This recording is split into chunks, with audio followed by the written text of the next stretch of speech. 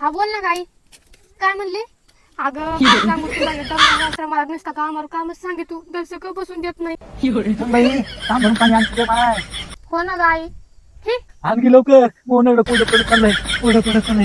आज कोणी हाडे तिच्या डोंगराला पाणी देत नाही मी. होती काय बस तिथं. कवाचीच बोलती मा ही चाकू बोलती सारखं तिच्या महिलाच बोलत राहते. हा बोल आई. मी काय करते, डांगरे मात्र पाहते, तू नंतर फोन लावतो.